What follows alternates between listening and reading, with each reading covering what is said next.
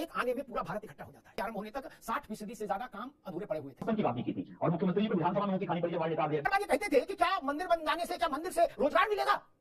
वही लोग कह रहे हैं कि कुंभ में हमें दुकान क्यों नहीं लगाने दे रहे। नमस्कार दोस्तों, आप सबका स्वागत है मेरे डिबेट वीडियो चैनल पर। दोस्तों, आज मैं आपके लिए लाया हूं एक बहुत ही मजेदार डिबेट। दोस्तों, इस डिबेट में राष्ट्रवादी कवि श्री विवेक अग्निहोत्री जी ने विपक्ष के द्वारा कुंभ के कामों पर लगाए जा रहे आरोपों का करारा जवाब देते हुए उनका मुंह बंद कर दिया। जैसा कि हम सभी जानते हैं कि प्रदेश के मुख्यमंत्री श्री योगी आदित्यनाथ जी ने कुंभ के कार्यक्रम को अच्छा करने में कोई भी कमी नहीं छोड़ी है, लेकिन अपनी आदत के अनुसार विपक्ष के सभी प्रवक्ता हिंदुओं के सभी आयोजनों पर जिस प्रकार आरोप प्रत्यारोप करते हैं, ठीक उसी प्रकार इस डिबेट में भी उन्होंने यही प्रयास किया।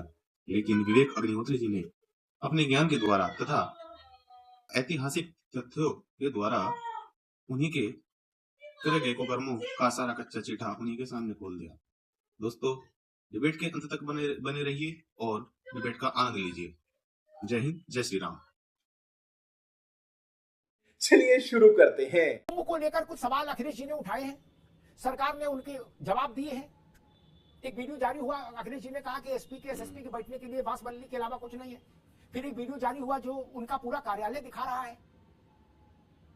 अब दोनों बातें तो सच नहीं हो सकती कि एक तरफ कह रहे बांसबल्ली, दूसरी तरफ कार्यालय दिख रहा है। फिर एक बिजली का खंबे की बात आई थी, अखिलेश जी के ट्वीट में मैंने देखा था, उस पर विवाद हुआ। लोगों ने कहा कि भाई पहले खंबा लगेगा फिर तार लगेगा, पहले तार लगेगा फिर खंबा लगेगा। क्या समस्या है कुंभ में? आपके दृष्टिकोण से क्या समस्या है अभी कुंभ में और क्या होना शेष है? जनरली को शेड ठोक दीजिए, महाकाल का शेड ठोक दीजिए। 5000 लौटे दिख जाना चाहिए। ये 4000 के लिए मैं यहाँ पे नहीं खड़ा हूँ। आपने देखा होगा अभी एनजीटी का जो डेटा आया है उसमें जो है 12-13 जो घाट से स्नान करने वाले, उसमें 8 घाट ऐसे पाए गए थे जहां पे पानी जो शुद्ध नहाने के काबिल ही नहीं है, जिसमें अच्छा ठीक है। अभी अर्ध कुंभ हुआ, उस अर्ध कुंभ में 24 करोड़ लोग आए। 24 करोड़ लोगों का मतलब दुनिया के 6 मुल्क सिर्फ उतने से ज्यादा हैं, बाकी शेष मुल्क उस आबादी संख्या से नीचे हैं। क्या लेकिन नहीं सुव्यवस्थित कुंभ हुआ, कहीं कोई दुर्घटना नहीं घटी, कहीं कोई विवाद नहीं हुआ, कहीं कोई रार नहीं हुई। तब हाथ कंगन को फारसी क्या, पढ़े लिखे को फारसी क्या? ये तो सरकार थी जिसने कराया अर्ध कुंभ। आप बता रहे हो कि अभी तो सब कुछ सत्यानाश हो गया। मैं समझना चाह रहा हूं कि अर्ध कुंभ में 24 करोड़ लोग आए और आकर चले गए। छोटी संख्या है 24 करोड़। यही नहीं, अभी और सुनिए। अंग्रेज आए जब यहां तो वो पागल हो गए कुंभ देखकर। उस वक्त भी 25-30 लाख आदमी आता था। उस वक्त उन्होंने कहा कि मालवीय जी, आपके यहां कोई कम्युनिकेशन का सिस्टम नहीं, आपके यहां कोई रोड नहीं, कोई ट्रांसपोर्टेशन नहीं पब्लिक का, पांव है केवल और गधा घोड़ा है थोड़ा बहुत। इतने लोग कैसे इकट्ठे हो जाते हैं without any communication? Pandit Madan Mohan Malviya ने अद्भुत उत्तर दिया।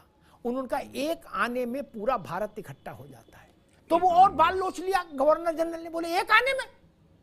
उन्होंने कहा कि ठाकुर प्रसाद के पंचांग एक आने का, उसमें मुहूर्त होता, किसी को बताने की जरूरत नहीं होती, पूरा भारत चला आता है ज्योतिषी। और तब कुंभ में महिलाएं आती थी अरविंद जी, तो अपनी गांठ, धोती में गांठ बांध लेती थी एक दूसरे के साथ, ताकि खो नहीं जाए।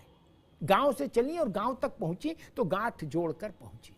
ये भाई मजा आया। घर के लोगों का, माता पिता का सम्मान नहीं करते, ऐसे मैल में जो डुबकी लगाते हैं तीर्थों में आके, उनसे मैली होती है गंगा जी, अपने पापों को धोने आते हैं। कि जब कुंभ हुआ 2013 में, आजम खान प्रभारी मंत्री थे, उस कुंभ में कुंभ शुरुआत हो जाने के तक, कुंभ के आरंभ होने तक 60% से ज्यादा काम अधूरे पड़े हुए थे। ना फायर फाइटिंग की व्यवस्था थी, ना एम्बुलेंस की व्यवस्था थी। और सीएजी का कहना माना ये कंक्लूजन ये कि स्वतंत्र भारत में अब तक का सबसे कुप्रबंधन वाला, अस्त व्यस्तता वाला, लापरवाही भरा कुंभ। भोसड़ी के, अब तो सच बोल दे भोसड़ी के। मुख्यमंत्री जी को विधानसभा में मुंह खानी पड़ी जब वार्ड नेता आदरणीय अखिलेश यादव जी ने कहा कि टेबल कर दो, अब तक टेबल नहीं कर पाए। अच्छा, हमको सिखा दिया है। चाहता हूँ वो टेबल कर रहे हैं, सुन लो, वो कुछ कर रहे हैं टेबल। सुनिए ना, ये सब दोगलापन है। मैं तेरा दोगलापन उतारता हूँ। जरा याद करिए 2014 का कंट्रोलर जनरल ऑफ इंडिया का रिपोर्ट क्या कहता है कुंभ के बारे में और अखिलेश यादव के प्रशासन के बारे में। और ये रिपोर्टेड है, मैं डेटा दे रहा हूँ। 2 जुलाई 2014 के इंडिया टुडे में और इसको आमिर हक ने इसको लिखा है, आर्टिकल लिखा है। उसमें रिपोर्ट ये की गई थी कि अखिलेश जी के शासनकाल में जो कुंभ हुआ था 60% निर्माण काम अधूरे थे, 19% सामग्रियों की आपूर्ति नहीं हुई थी, 73% के आसपास जो निर्माण हुए थे उसमें तकनीकी खामियां थी, उसकी जांच नहीं हुई थी, 80% के आसपास एम्बुलेंस की कमी थी, जो फायर फाइटिंग उपकरण होते हैं उसमें 70% की कमी थी, और जो भुगतान हुए थे उसको जो भुगतान के लिए जो निर्धारित प्रक्रिया होती है उसका पालन नहीं किया गया था। और जब ये कहा जाए कि स्वतंत्र भारत में सबसे ज्यादा अव्यवस्थित और कुप्रबंधित कोई कुंभ आयोजित हुआ है तो अखिलेश यादव के शासनकाल में हुआ है। यही नहीं, अभी और सुनिए। और उन्होंने एक ऐसे व्यक्ति को प्रभारी बनाया कुंभ का, मुझे कहने में कोई संकोच नहीं है, जिसकी न निष्ठा गंगा में थी, न गायत्री में थी, न संतों में थी, और भारत माता को डायन उन्होंने सार्वजनिक मंचों से कहा है आजम खान ने। तो मुझे लगता नहीं है कि अखिलेश यादव को कोई अधिकार है इस तरह से आरोप लगाने। हे भगवान, ये क्या हो रहा है? ये भागो नहीं एक जगह। अरे बेटे, तुझे थकान नहीं लग रही क्या? महाकुंभ को जो है ध्रुवीकरण की राजनीति करना चाहते हो? आप बताओ, भारत की बात वहां कर रहे हो कि नहीं, मुसलमानों की नो एंट्री रहेगी, बीजेपी और संत की बात आप कर रहे हो। संत का हृदय जो है निर्मल और जो है शीतल होता है, लेकिन ऐसे ऐसे संत हैं जो केवल दिन हिंदू राज, फलाना राज, ढिकाना राज की बात करते हैं। इनसे पूछो तो बैठे होंगे हिंदू धर्म गुरु। अभी रसिया ने कैंसर का जो है vaccine, kissing, hugging, loving, fucking, sucking, कोई अंतिम नहीं है इनका। अब आगे बात कुंभ पर आ गया, रशिया चलेंगे तो रुकना होगा, ये अभी रोक देंगे। आगे बात आगे ठीक है, आ गई बात अभी आ गई बाबू, अब रुकना होगा। अगली बार क्या बोलोगे, सब एक ही बार बोल दोगे तो अब रुक जाओ। ये फंस गया सीएम। कहा जा रहा कुंभ का राजनीतिकरण हो रहा है, समाजवादी पार्टी कह रही है। दारू के अड्डे पर राजनीति की चर्चा हो सकती है? चोर चपाल सब राजनीति की चर्चा कर सकते हैं, मुकदमों में फंसे लोग, भ्रष्टाचारी लोग राजनीति की चर्चा कर सकते हैं? 100 लंबी लंबी गाड़ियां लेके चलने वाले धन पशु राजनीति की चर्चा कर सकते हैं, संत राजनीति की चर्चा नहीं कर सकते। मैंने कुछ पूछा मैंने कुछ। तो भैया कहां रोक लिखी है? किसने कहा नहीं कर सकते? सारे चोर राजनीति में आ सकते हैं, उस पर ऐतराज नहीं। बोले संत बात भी नहीं करेंगे, संतों को बात करनी चाहिए। जब गंदे ऐसा नहीं, इनकी आवाज बंद करिए, चंचल की बिल्कुल आवाज बंद करिए, जब मैं कहूं तब आवाज आएगी। ठीक, गजब बात है, अजब तमाशा है। बोले संत बात राजनीति की नहीं करेंगे, हम करेंगे। क्यों? बोले हमारे ऊपर मोटरसाइकिल चोरी का केस लगा, इसलिए हम पात्र हैं। आज आ रहा मुसलमान की एंट्री नहीं होगी। तुम्हें शर्म है कुछ? शासन ने ऐसा कुछ कहा नहीं, लेकिन एक प्रश्न मेरे मन में खड़ा होता है। हर बार ये कहते थे कि क्या मंदिर बन जाने से, क्या मंदिर से रोजगार मिलेगा? वही लोग कह रहे हैं कि कुंभ में हमें दुकान क्यों नहीं लगाने दे रहे। ये तो नहीं चलेगा। क्यों लगाना चाहते हो दुकान? जब वहां कुछ है ही नहीं तो क्यों लगाना चाहते हो दुकान? वहां समोसे की दुकान के लिए क्यों प्राण दिए हो कि हमें दुकान खुलवा दो समोसे की? क्यों? आप तो कहते थे इनमें कुछ रखा ही नहीं, इससे रोजगार मिलेगा। मैं काशी का विषय जब आया था, काशी का लोकार्पण हुआ था, काशी अब तो सच बोल दे भोसड़ी के। बनारस हिंदू यूनिवर्सिटी का एक आकलन कहता है एक व्यक्ति घर से घर तक 3000 रुपए मिनिमम खर्च करता है। 8 करोड़ गुणे 3000 एक साल में पूरी अर्थव्यवस्था पूर्वांचल की घूम गई। ये ना समझ लो, अपना एक ही टेप बजा रहे हैं और इस बात के लिए प्राण भी दिए कि कचौड़े की दुकान हमें वहां खुलवा दो प्रयागराज में, कुंभ में। क्यों भाई? काय बेचोगे कचौड़ी? आप लखनऊ में बेच लो। मैं नहीं बताऊंगा। क्यों चाहते हो कचौड़ी वहां बेचना? आप तो कह रहे थे हिंदू धर्म से कुछ लेने देना नहीं, इससे व्यापार का कोई लेने देना नहीं। 45 करोड़ लोग हवा खा के आएंगे और हवा खा के चले जाएंगे। और जो लोग कुंभ की आलोचना करते हैं वो भी इस जुगाड़ में लगे हैं कि कचौड़ी की दुकान किसी तरीके से ठेली एक लग जाए।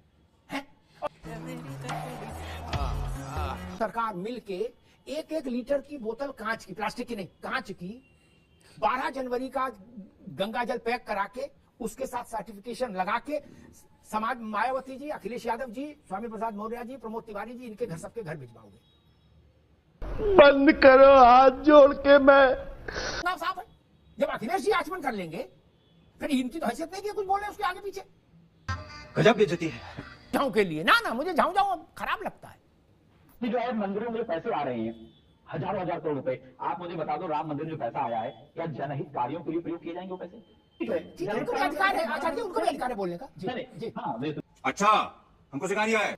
मुझे लगता है कि नहीं, भागने का रास्ता किसी को नहीं देना चाहिए। क्या हिंदू मंदिरों में क्या होना चाहिए इस पर सबके पास ज्ञान है, लेकिन मस्जिद, गुरुद्वारा और चर्च में कलेक्टर साहब की दखल क्यों नहीं, उनकी एंट्री करने। चंचल ये तरीका मेरी बहस में नहीं बेटा ना, अब तो शांत बैठना होगा।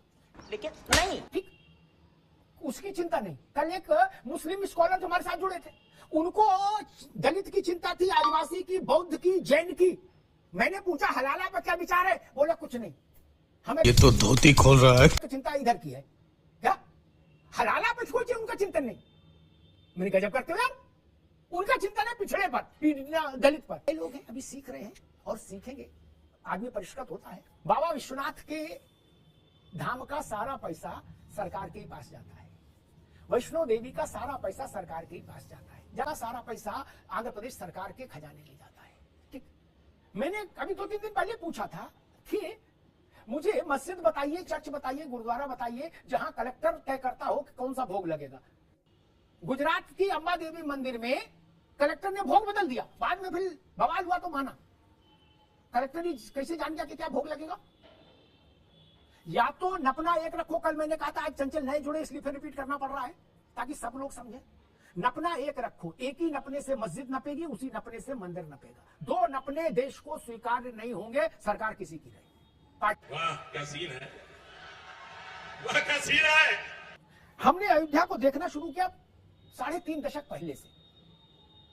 अयोध्या की क्या स्थिति थी उस पर भी नहीं बोलूंगा, सबको मालूम है जो उस दौर में अयोध्या कभी गए होंगे। जो भी अब 50-55 साल के लोग हैं उनको पता होगा अयोध्या उस वक्त कैसी थी। अभी मैं अयोध्या गया था, कांग्रेस सपा बसपा कोई अंतिम सत्य नहीं ना भाजपा कि यही सच बोलेंगे या इन्हीं के पास कोई जादुई चश्मा है। हम भी विवेक रखते हैं। अयोध्या जागृत हो गई, रिद्धि सिद्धि संपत्ति वाला जो है ना मानस में, कि रिद्धि और सिद्धि नाम की नदियां अवध नाम के समुद्र में आकर गिर गई, तुलसीदास ने लिखा, वैसी स्थिति हो गई। कोई सोच सकता था कि जीएसटी कलेक्शन के मामले में अयोध्या धाम कानपुर से आगे चला गया? कोई सोच सकता था उत्तर प्रदेश का आदमी? नहीं, देश का आदमी नहीं सोच सकता। ये नासमझ लोगों के साथ ये समस्या है ना, वो समझना भी नहीं चाहते। एक तो हम नहीं जानते, दूसरा हमें जानना ही नहीं, तब क्या करोगे? ये अयोध्या। और मैंने लोगों से पूछा, वहां एक छोटी सी बात बताता हूं जिससे पता लगेगा कि बदलाव अर्थव्यवस्था में कैसे आता है।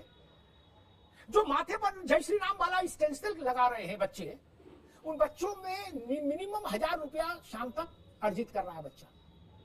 जब मैं अयोध्या आंदोलन के दौरान वहां अयोध्या जाता था तो 1000 रुपया तो महंत जी की भी दक्षिणा नहीं होती थी शाम तक। बाप को भेज, तेरे बस की बात नहीं। यही नहीं, अभी और सुनिए। फूल के लिए खेत 8000 रुपया 10,000 रुपया साल पर किराए पर दिया जाता था अयोध्या के आसपास। चंचल यादव, आज 2 लाख में किसान देने को तैयार नहीं, क्या किराए पर। दुनिया के कोई ऐसा बड़ा होटल इंडस्ट्री नहीं, होटल का ब्रांड नहीं जो अयोध्या में जमीन नहीं खरीदा और बनाना नहीं शुरू कर दिया। मजदूर अयोध्या का, राज अयोध्या का, काम करने वाले अयोध्या के होटल में, ये कहां से आए हैं? ये बदलाव नहीं है। जब बात करते हैं एक दिन में 3 लाख आदमी जा रहा है अयोध्या, अर्थव्यवस्था में उद्वेलन नहीं पैदा कर रहा, लेकिन एक रिटोरिक है कि अयोध्या से क्या हुआ। अयोध्या से जो हुआ, आप जाके अयोध्या देखेंगे तब ना आपको पता लगेगा अयोध्या में क्या हुआ। अयोध्या तो लगता है कि गहरी नींद से जाग गई। अयोध्या में रामलला का विराजमान होना अयोध्या का पुनर्जन्म है। खत्म, bye bye, tata, goodbye, गया।